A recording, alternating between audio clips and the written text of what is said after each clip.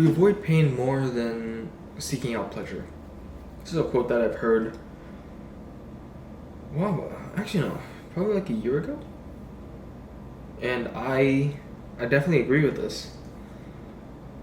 At least for me, I can think of so many times where I refused to do something because I was afraid of the pain, and only focus on that instead of the benefit that I could grasp from it. So let's get into that. I guess the most prominent example for me is fear of rejection, or you can also say rejection itself, because rejection is painful. It fucking hurts, bro. It hurts, no matter how someone phrases it. Because in a sense, what they're saying is,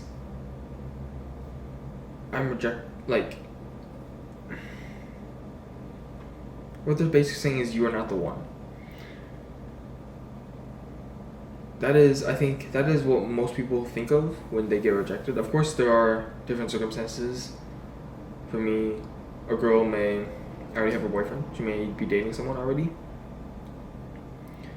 That makes it better in a way, because it sort of takes away your power. But if it takes away your power, you can't do anything about it. If it is really all about you, that means you can do something about it. There's another discussion, but the fear of rejection. How many times have you avoided asking a girl out because you feared her rejection?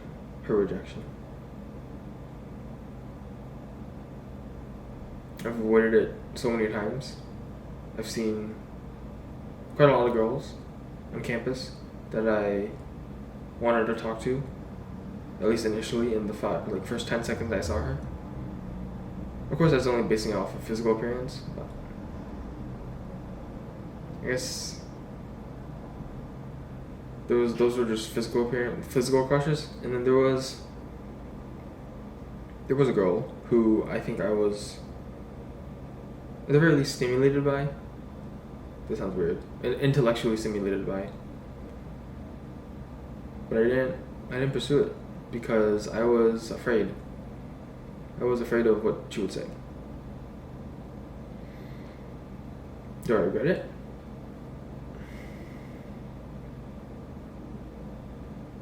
I'm not sure.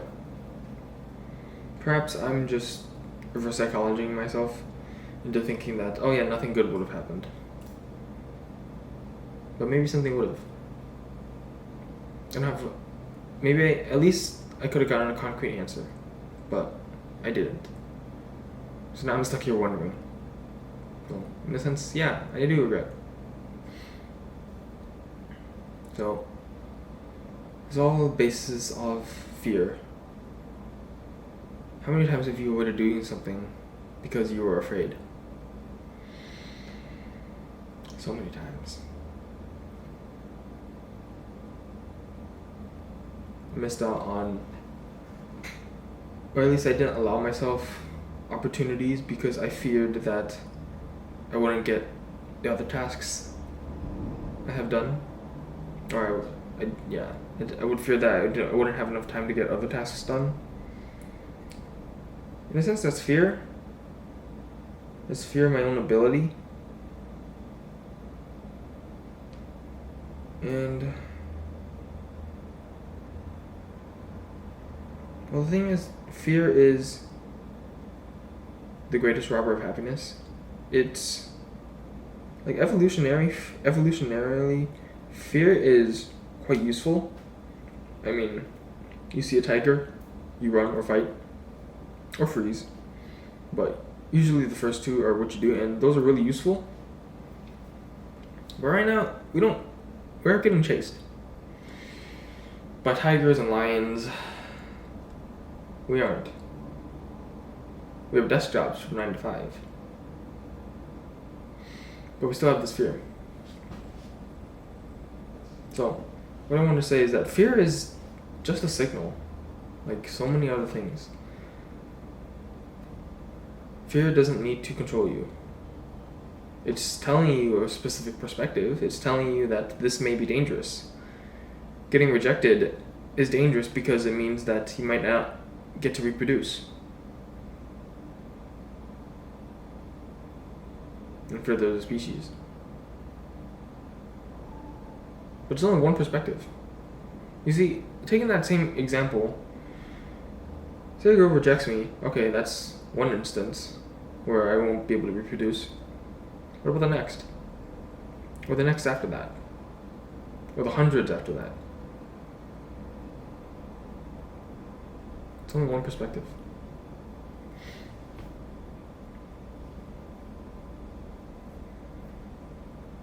So, another painful aspect is boredom. Believe it or not, boredom is quite painful. Like, it really is. I mean, I think it's evident because of, like, just how video games, social media have been constructed to be. They're so stimulating because we hate boredom. I would say boredom is probably the number one painful experience that we want to avoid. I mean, I find so many times when I'm doing something bored, when I'm doing something that's boring me, like watching freaking physics lectures, I'm so happy I'm done with that yesterday. I was done with that yesterday. Anyway, I was going off to another tab and just doing some other things because I could not bother. Like, I did not care. It was so boring.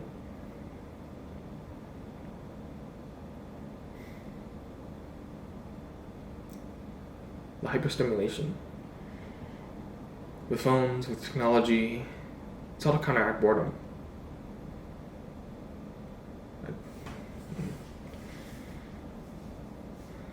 Video games are addicting. Social media is addicting. Technology is addicting because it allows us to escape the boredom. Without these, we would be so bored. Actually, I don't know. I wouldn't say we would be bored. We would be seeking out other things to not be bored. I mean, if you think about when we didn't have all this technology, what did people do? Went to social events, played with other people. Like, how much has playing with other people decreased? When was the last time I played tag? I have no idea. Probably middle school. No, high school. Yeah, those are the one time. But damn.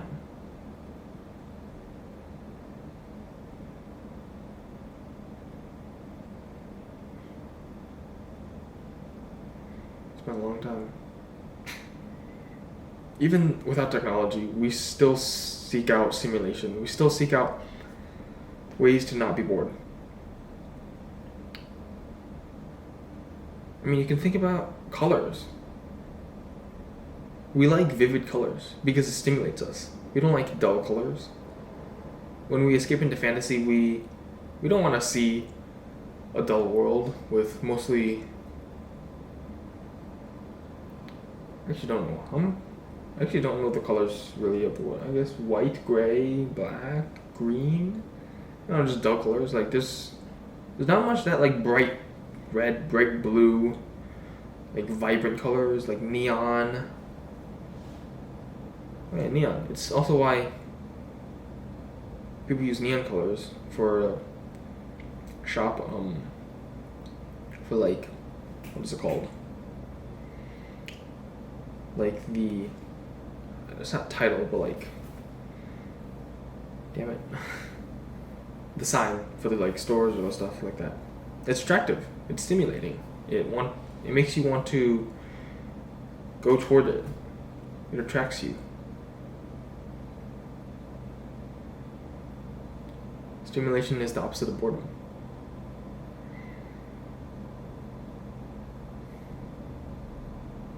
We avoid boredom.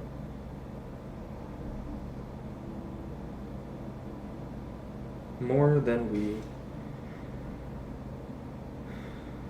desire something truly fulfilling.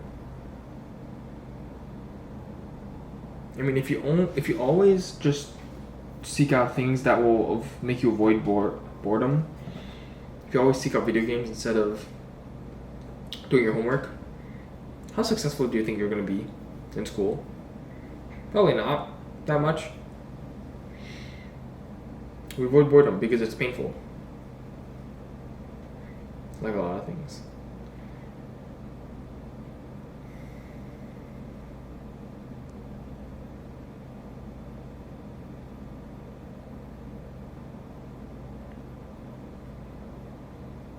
I think that a lot of the times